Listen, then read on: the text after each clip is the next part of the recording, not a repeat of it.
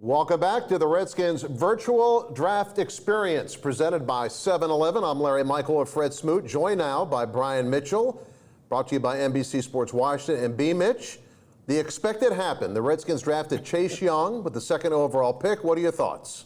Well, I'm very happy. I think you got this young man who comes in with all this talent, and I'm glad they went with the short guy. You look at the fact right now they can't touch guys, they can't see guys. You want to get a guy that's basically ready for the pros. Chase Young is that guy, and I've talked to so many people today, pass rushers that played in the NFL, and they all try to compare him to a Lawrence Taylor and a Julius Peppers. So I've been calling him Lawrence Peppers all night. There you go. B. Mitch, do you feel how I feel? Like, you know, when you go through the draft situation, they looking for reasons why not to draft you. And I haven't heard anything bad about this kid. I'm talking about off the field. Like, he's one of those guys, like, he's pretty much spotless off the field also. So I want you to kind of elaborate, what do you know about this kid off the field? Well, just talking to Larry Johnson, his coach from college, just a little bit earlier, he talked a lot about how he's a caring guy. He really loves his family, and he doesn't do a lot of things wrong. He actually talked to Chase tonight. Chase talked to him right after he got drafted. He said, Coach, got to get in the lab, got to come see you, got to go to work. He's already ready to go back to work. And I think you're totally right, Fred. They look for things to make them not pick you. They couldn't find anything for not to pick this guy. Then when you have a guy that has all that talent, you just got to move forward, because I think he's going to make guys on the team a lot better. I think like 1981, Lawrence Taylor is drafted by the Giants. They're ranked 26.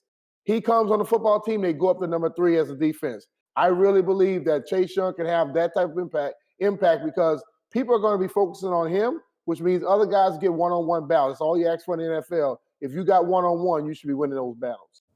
And you know, he is going to be playing in his hometown, and a lot of folks think that there are some detriments to that. What are your thoughts? The way it sounds, he's such a grounded kid that it's not going to be any problem for him.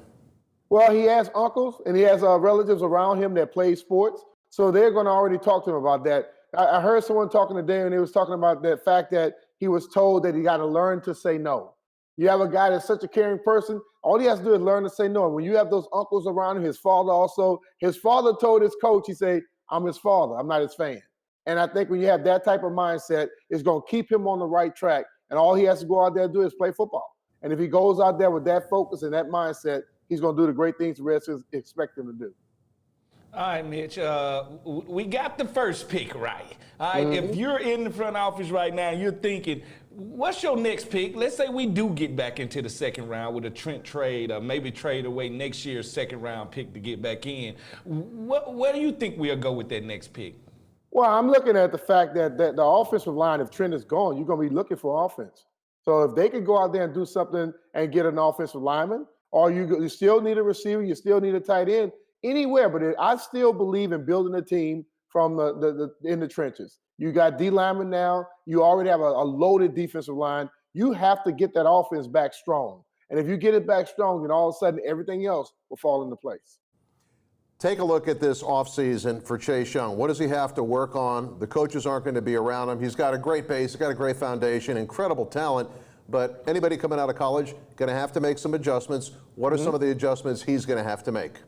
He's going to have to watch a lot more film and learn how to have the pro moves. I think when you look at Chase Young is much farther along than most defensive ends coming out of college because he has a multitude of moves. But he's going to have to get a little stronger. He's going to have to learn how to set people up a little bit more because he has that energy, that tenacity. That's going to help him out a lot. But he needs to learn how to set guys up because guys in the pros, offensive linemen included, they understand everything you're trying to do, and they're always a step ahead. He's going to have to learn those guys better than they know themselves. Really appreciate you stopping by the show, Brian. We're going to talk to you again on Saturday night during our virtual draft night party, and we'll talk to you then. All right, man. Y'all take care. Nice, thank you. A nice dead man suit there, man. I like that. Nice suit. That's a perfect way for us to wrap up this edition of the Redskins virtual draft experience presented by 7-Eleven. Coming to you tomorrow, Friday, around 7:10 to set the scene for the second and third rounds. Thank you so much for watching, and we'll talk to you on Friday.